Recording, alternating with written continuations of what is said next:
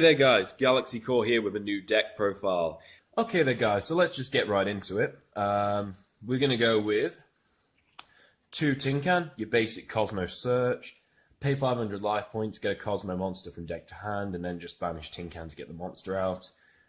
2 Straw Man, pay 500 special summon one of your banished Cosmo monsters. Still relatively standard, I guess.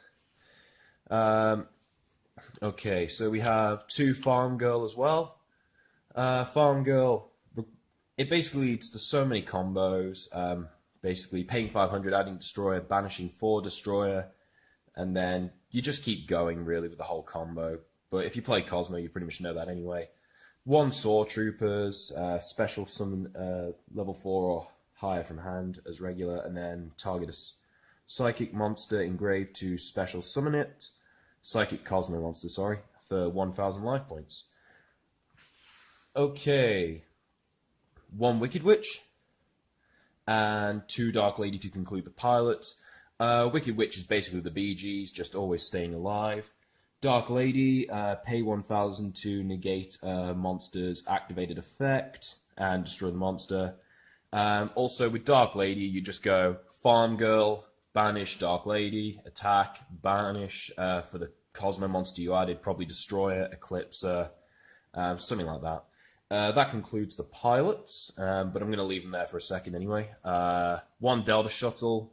Basically, problem with this deck is the highest beat stick in the deck is 3k. With Blue Eyes and DDD out there, you sort of need something to knock them down a little bit. Delta Shuttle does that just fine. 2 Slip Rider, basically your MST of the deck. Need I say more? Okay. We have 1 Landwalker. Basically, if somebody drops the Raigeki on you, or Slumber on you, or anything else, you can just destroy one of a Cosmo monster on the field, and the rest are absolutely fine. So, you don't lose a whole board, which is absolutely brilliant. 1 Forerunner. Basically, the amount of life point cost in this deck is just unreal. Forerunner, he just gets you your life points back. And obviously with the rest of the ship summons.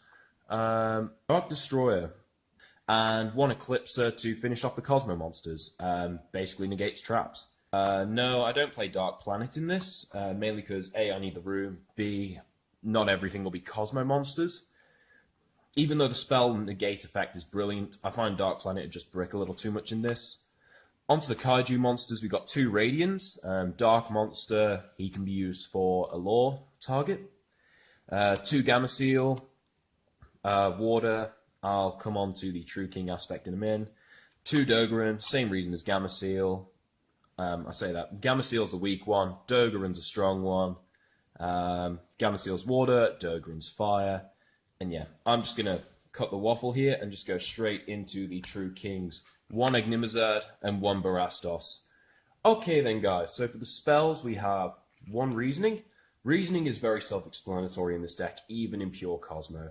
You've got Tin Can for 1, Straw Man for 2, Farm Girl for 3, Wicked Witch for 4, Dark Lady for 5, Landwalker for 6. Then you've got your Forerunner at 7, Destroyer at 8, Eclipser at 9. If they sort of have a 1 in 9 chance, give or take, on various probabilities based on quantities of cards. If they call the wrong level of the monster that can be normal summoned or set, you get to special summon it and then send the rest of the cards that were excavated to the grave. If on pure chance they call it lucky and get it right, then that goes to grave as well. You can always call Will Haunted back with Reasoning. So continuing the spells, we have 2 Cosmo Town. I would play 3, but again, this isn't pure Cosmo. You can brick with a bunch of Kaiju monsters and possibly True Kings. Yep. 1 Terraforming to search out Cosmo Town. Like, you're probably going to need Cosmo Town more than you're not, especially for the pot, but nevertheless, it's better to be safe than sorry. For the draw power spells, we have 2 Allure of Darkness. Radiant, the multi-dimensional Kaiju, is dark. That's why he's included for the Allure target. Half the Cosmo monsters are dark. Need I say more? Probably not. One E-Telly basically gets any of your pilots out apart from Dark Lady and Wicked Witch. So you can go for Farm Girl OTK, you can go for Tin Can Search. If you really want, you can get Strawman and then special summon one from Banish. If you really want to, you can go for Saw Troopers and then spec a Psychic from Grave. Level 4 or lower Psychic, so you can spec another. Don't know why you'd want to do that, but hey, each their own. For the board clear, so for board clear spells, we have Interrupted Kaiju Slumber and Twin Twisters. With the Interrupted Kaiju Slumber, destroy the board and then spec a Kaiju to each side. Unless your opponent has Magispectors or anything that can't be destroyed by card effects, in which case everything apart from them gets destroyed, monster-wise. Yeah, and normally you have a good time with that card. Twin Twisters gets around the pesky staples such as Vanities, Anti-Spell if you've said it the turn before, gets rid of Pendulum Scales. Yeah, you're going to have a good time with those board clear spells. And for the traps, we have 2 Call of Haunteds, brings back a monster from Grave, and Cosmojo, destroy a Cosmo monster to banish 1 card your opponent controls or in their graveyard. The reason I go 2-1 is basically I don't have a pure Cosmo deck. Otherwise, I'd probably go 2-2. Call the Haunted can bring back your True Kings and your Kaijus, as well as your Cosmo monsters. So, yeah, that's why I play 2-1. You can do what you want with the deck. And to finish off the deck profile, we have the Solemn Triumvirate, I like to call it. 1 warning, 2 strike. I don't think I play anymore, mainly due to the basis of bricking and life point cost to negate summons. Yeah, that's basically it. Extra deck for Cosmos. You've never really needed one, but just in case, you've got your Infinity, your Nova for your Slip Riders. You've got Volcasaurus Pleiades for your other level 5s, of which you've got quite a few. You don't want any rank 4 staples because you only play the 1 Wicked Witch. 2 Levia the Sea Dragon for your level 3s, and then Utopic Future.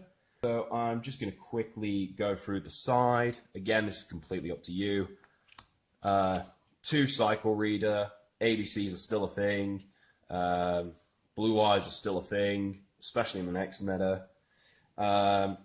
2 Ghost Ogre Snow Rabbit. I'd consider doing a playset of that, but I just like keeping my options open. Yeah, we'll get rid of those for now. 1 Lava Golem.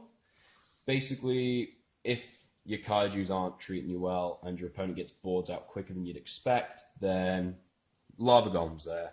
And if your opponent has an even bigger board, Wing Dragon of Ra Sphere Mode. At my locals, there are people who Sphere Mode me a lot. So on that, I also side the Winged Dragon of Ra. Yes, this one is playable, but basically, if your opponent gives you a Winged Dragon of Ra Sphere Mode, just use its effect to bring out a Winged Dragon of Ra before it goes to your opponent. That concludes the monsters for the side. You've got your 2 Dark Holes and your Regeki for board clear. Pretty self-explanatory. System down. Also, I've got a second Twin Twisters. Get rid of spell traps. I don't know why that... In fact, it was alphabetical order, but yeah, Twin Twisters also helps with the spell trap clear. If your opponent relies on back row, then definitely put in the second Twin Twisters. And for the traps in the deck, Anti-Spell Fragrance, always side that. Until Pendulum Monsters are no longer a thing, keep that in your side.